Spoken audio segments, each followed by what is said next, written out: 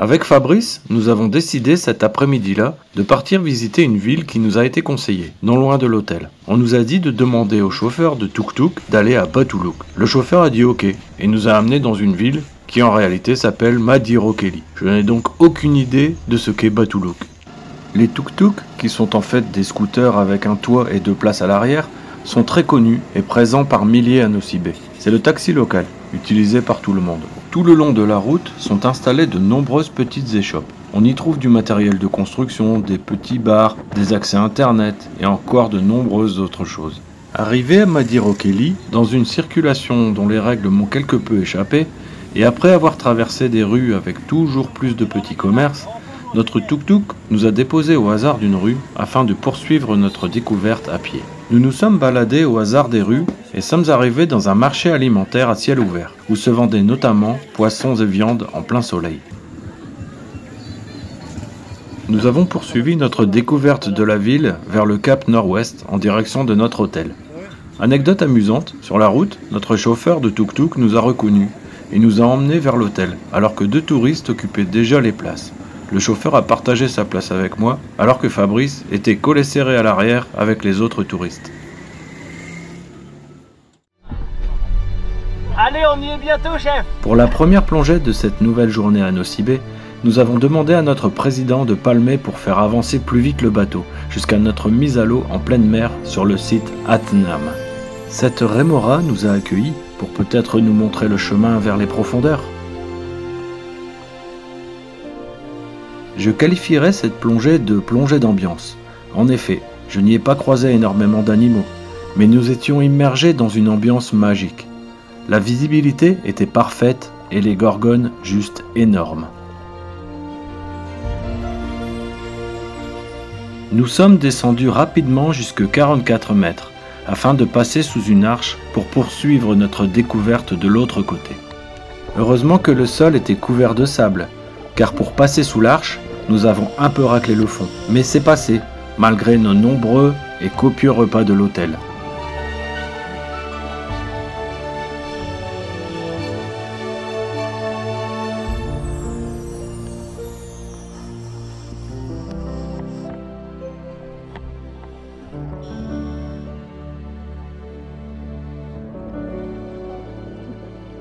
Les balistes sont des poissons connus pour leur comportement parfois territorial, mais celui-ci n'a fait que passer furtivement devant nous. Cette bouche qui semble vouloir nous parler est celle d'un bénitier. Après 38 minutes dans les profondeurs de l'Atnam, il était temps pour notre palanquet de retourner vers la surface.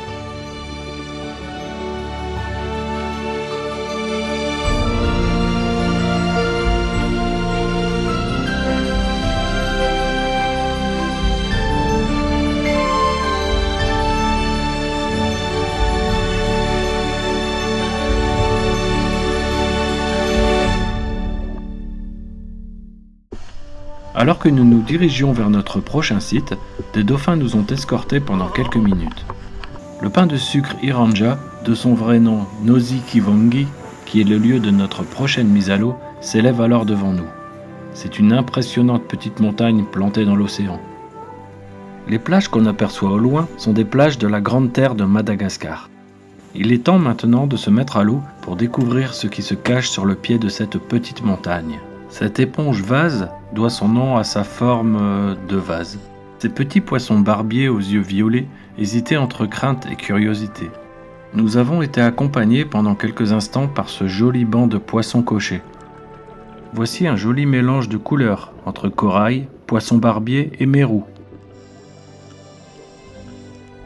Contrairement à la plupart des coraux, cette Heteroxenia fuscescens a des polypes qui s'ouvrent et se ferment en rythme, créant un effet de respiration.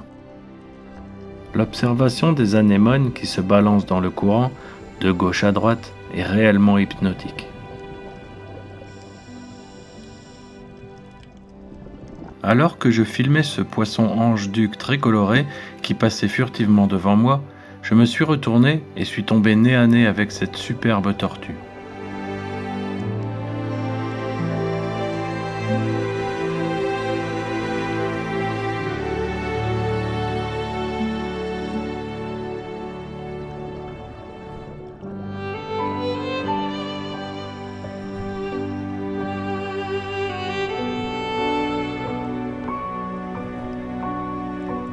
Le poisson ange empereur est un poisson territorial et solitaire qui peut atteindre 40 cm. Il se nourrit principalement d'éponges, d'invertébrés et de petits organismes benthiques. Cette drôle d'oreille des fonds marins est une éponge. Le Spondylus varius est un mollusque bivalve vivant sur les pentes externes des récifs, à l'abri du soleil, et qui se nourrit en filtrant l'eau pour capturer le plancton. Les holoturies ou concombres de mer sont des échinodermes, comme les étoiles de mer et les oursins. Leur rôle est essentiel dans l'écosystème, en filtrant le sable et en recyclant les matières organiques. Le corail Acropora comprend environ 150 à 180 espèces connues de coraux durs. Le labre oiseau indien se nourrit de petits invertébrés que son museau tubiforme lui permet d'attraper dans des anfractuosités inaccessibles à d'autres ou entre les branches des coraux. La crevette menthe paon est un crustacé marin connu pour ses puissantes pattes ravisseuses utilisées pour chasser ses proies avec une force impressionnante. C'est rouge, c'est piquant, ça ressemble à un oursin de feu, c'est sûrement venimeux, mieux vaut l'observer de loin. La Phylidie verruqueuse est un nudibranche de type gastéropode sans coquille. Elle sécrète des substances toxiques qui la rendent immangeable pour la plupart des prédateurs. Elle se nourrit principalement d'éponges marines. Le poisson scorpion rayonné, à la différence du poisson lion, a plutôt tendance à rester posé, alors que le poisson lion nage plus librement. Le dacyle à 3 points fait partie de la famille des poissons clowns. Les juvéniles sont souvent en symbiose avec des anémones de mer pour se protéger des prédateurs. En grandissant, ils deviennent plus solitaires et territoriaux.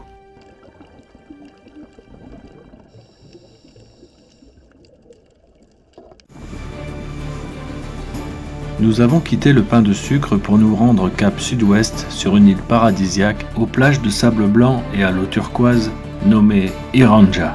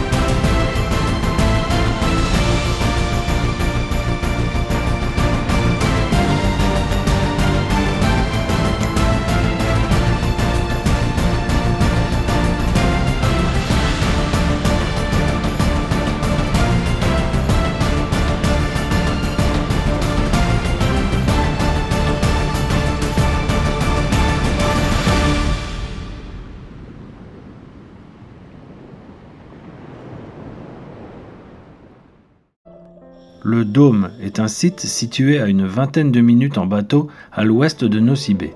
C'est un plateau en pleine mer que nous avons rejoint après une descente de 32 mètres. Les gorgones y sont gigantesques. Leur âge dépasse sûrement quelques centaines d'années, d'où l'importance pour les plongeurs qui passent à côté d'y faire très attention en ayant une stabilisation parfaite. Les grandes gorgones poussent lentement, à une vitesse de 1 à 3 cm par an en fonction des conditions environnementales. Si on ouvre l'œil, on remarque entre les gorgones de petites espèces, telles que cette balle rouge boutonneuse qui plairait bien à mon chien, et qui semble être une éponge Acarnidae.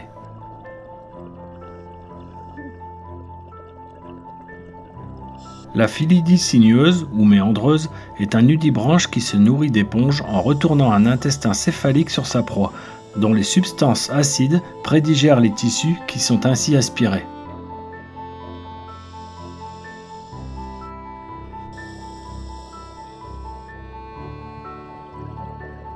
Les Sweet Lips doivent leur nom à leurs lèvres épaisses et charnues.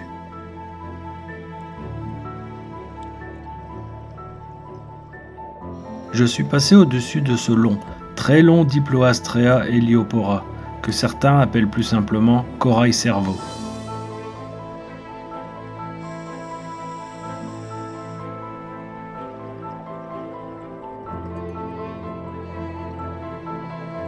Le poisson licorne doit son nom à la corne sur son front qui est utilisée lors des combats rituels entre mâles. Le corail bulle est assez répandu dans les eaux de Nosy Be. Cet animal est un ver qui est célèbre pour sa magnifique spirale ou volute de tentacules, d'où son nom, le Bispira volutacornis. Le corps du ver est logé dans un tube rigide qu'il construit en sécrétant des substances qui le lient au substrat rocheux. Il se nourrit principalement de plancton et de particules organiques en filtrant l'eau.